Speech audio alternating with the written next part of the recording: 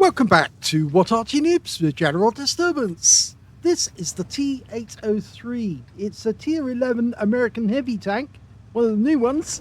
It's located on the north spawn of Lakeville, and it's under the command of Colonel Rodriguez, and he's in the PhD clan. Well, I think you saw the equipment. He's got the improved rammer, improved vents, and the gun stabilization device as well. So, yes, he's going to have a bit of fun with the enemy. Now, it's a 120mm main gun. It's capable of doing 410 alpha, if I get these shells up, and that's with standard shells. Normally, it would be 267mm a pen, but he's using the premium rounds, which are heat rounds, 420 alpha, 345mm a pen. So yes, I think he's probably going to take a lot of damage on the enemy.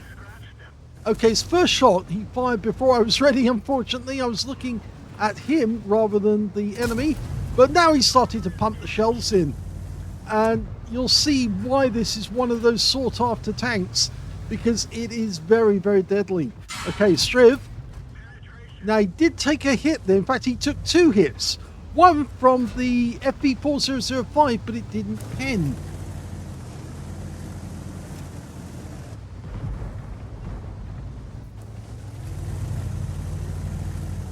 Okay, a couple of tanks over here. T57 heavy pumped straight through that angled turret, and there's a T803 there as well.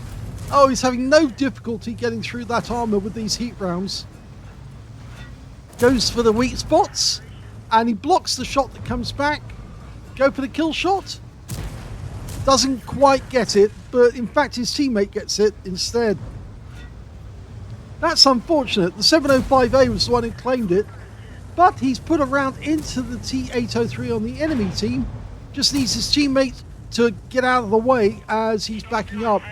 Yeah, he's trying to tell the guy, back off, let me deal with the T803. And you can see these rounds are definitely making substantial amount of damage on the enemy. Got a high roll there for 411. Now at the moment his reload is 588, but I think it's a variable reload, isn't it, on this thing? 568. Very fast for a 120mm shell. And these guys over here, they're going to take some substantial damage if they're not careful. Yeah, there's a Hesh barn back there. And yep, we got a round in for 383. In fact, we're going to push forward now because his teammates have decided to go all in. Okay, so is he going to go up? No, he's actually going round, which is probably the smart move because he doesn't want to expose himself to the Hesh barn again. He hasn't got a kill yet, but his team are doing very nicely here, but they've lost the town. The enemy's got the town.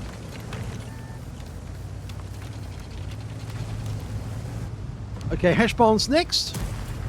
And that's a solid kill. But it doesn't go to him. It actually went to the hacker. Would you believe it? I thought that was a solid kill for him. He did hit the guy for 367, but it's a low roll. Now he's pumping rounds into the E900. And to there's the strip. Bounces off.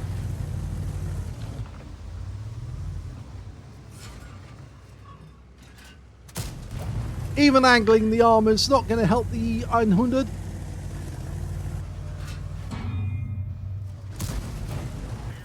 And there's a gorilla out there he can't see at the moment who's actually pumping rounds at him as well. It looks like one of the rounds that actually did hit him was a heat round a little while back because he's got the marks on the barrel where it actually hit. In fact, I rather think that that may have been the FV4005 when he fired his round in and didn't pen. He actually hit the barrel. His reload time has now gone up to 648. 628 rather. T803's not making it easy for us.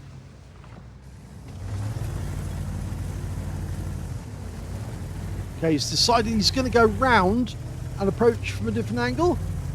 Or is he going back to his own cap? No, he wants to go back to his own cap. Now this is quite interesting because, as he said, the Leopard 1 said stalled. They have stalled, but I would actually say that they could still hold that area. It all depends on how much damage is going to be done on the enemy tanks that try to come after their cap. And we know the Vickers has managed to go down the Lake Road. Is he going that way? No, he's not. And we just lost our object 261. Their Conqueror managed to get a shot on him, and he must be in the town because there's no way that the 261 would have got struck by a shot going. Well, he would have been hit by it if the Conqueror gun carriage wouldn't have been able to hit him if he'd been at the other end of the valley, because our guys would have been there. So now let's see. It looks like the 261 was just backing off when he got struck. Okay, we've been spotted, so there's somebody just down there.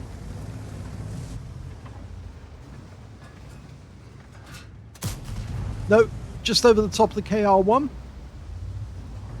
I get the feeling that Panzerwagen is actually the one who's behind the trees behind the house.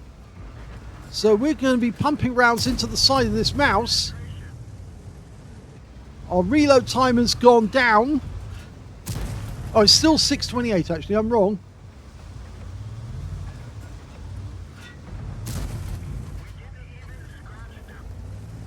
I think this graduated scale tells you how fast the reload is.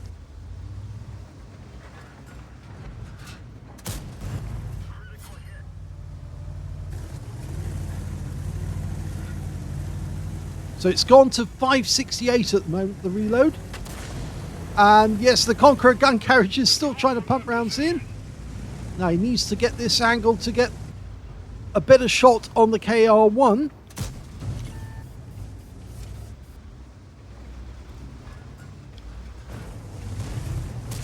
Our guys are not doing well at the other end of the map, I'm afraid.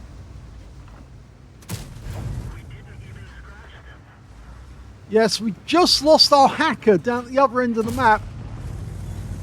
And the Striv is coming back through the valley. So the enemy have recaptured their own cap area. And now we're getting targeted by the Conqueror gun carriage. There's the Striv. Made his way all the way back from going south. And now the enemy's starting to come through the centre. So I think what he's going to do, he's going to go up to the centre line again. If the Striv falls back, he can actually shoot from behind us, and we can go up to this pinch point here and the bottleneck and take out the enemy one by one as they try to come north. That would be the smart move. Yep, the Striv's falling back. Here we go. Oh, that didn't, but he actually got our observation device as well. Now the Striv needs to fall back. Fall back, Striv.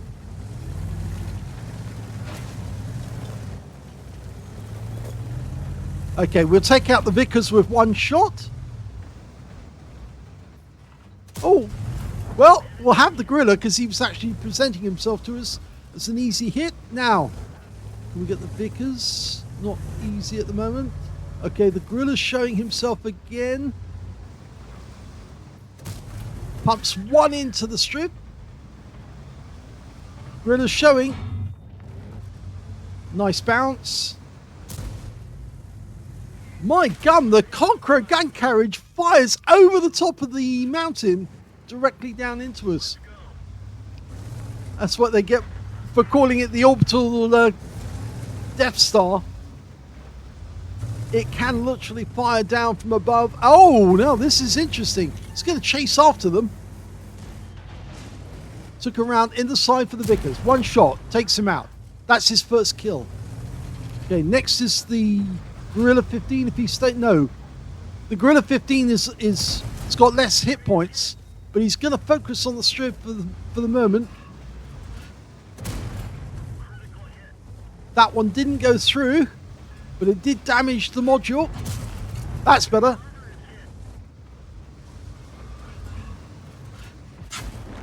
And there's the kill. Okay. The Strip 10712 wants the extra kills.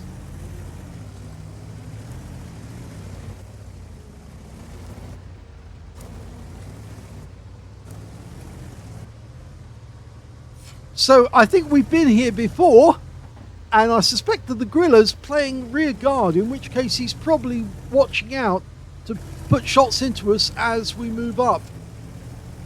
There he is. Yep, exactly what I thought he'd be doing. He, of course, doesn't want our guys to actually... Oh, now, this is interesting. KR, blind shot. That KR's now going to be regressing, getting spotted. One more shot, and he's out the game, but I think our teammates know that now. Can we get the kill shot? Yes! That's the third kill. Gorilla 15 will be the next kill if... Oh, we don't get it because he's already wiped out. And that's it. Guns up because it's a win. Here's the end of battle stats, and that was an ace tanker game for Coronel Rodriguez in the T803. Congratulations. Not his first ace, he's had them before. He also managed to get a shell proof for blocking more damage than the hit points of his own vehicle and surviving the battle. He got a fire for effect for doing more damage than the hit points of his own vehicle. A bruiser medal for getting at least 5 critical hits in this game. He managed to get 11. He got the high caliber for dealing the most damage in the game overall. A Confederate for hitting more of the enemy than anyone else in his team, and he also got a Steel Wall for blocking the most damage in the game, at least 11 hits and over 1,000 hit points of damage. I think it's a lot higher than that. We'll find out very shortly. We don't have any Win 8 data, but it must be a very, very high one. Super Unicum and a lot more. Let's have a look at the team score. Well, he definitely got the highest damage with 10,108 hit points of damage. That's a huge amount.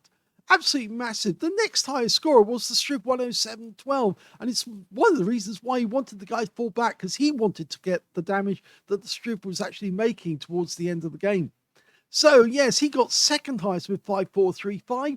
Third highest damage was the hacker on our team, who got 4,765. That's the guy who stayed behind at the other end. Unfortunately, got wiped out. When it came to kills, we can see top scorers were, in fact, Colonel Rodriguez and the Strip 10712. And on the enemy team, their Vickers 3 and their Gorilla 15. All got 3 kills apiece. 2 kills went to the hacker and the mouse and the Gorilla 15 on our team. And nobody on the enemy team managed more than 1 kill except the top 2 guys with 3. And when it came to base XP, he's easily got that one. Look at that, 1,544, which is a Super Unicum standard, definitely. And in fact, much more than expected of somebody in a brand new tank as well. So he must be playing this thing a lot to get it so good. 1,129 went to the hacker, 1,113 went to the Strip 10712, and they were the only 3 players who managed to make it over 1,000. But definitely Coronel Rodriguez did incredibly well in that game.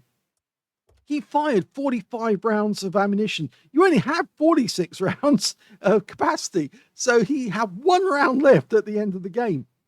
He got 34 direct hits on the enemy, 26 penetrations, 10,108 hit points of damage, of which 1,663 were at more than 300 meters. So the majority of damage at close range. 14 hits received from the enemy, only 2 of which actually penetrated. 11 non-penetrations and 3 hits by way of splash damage. 4,420 hit points of damage blocked by armor. 3 enemy vehicles spotted, 11 enemy vehicles damaged, 3 killed, and he got 587 hit points of damage assistance in the game, or spotting assist.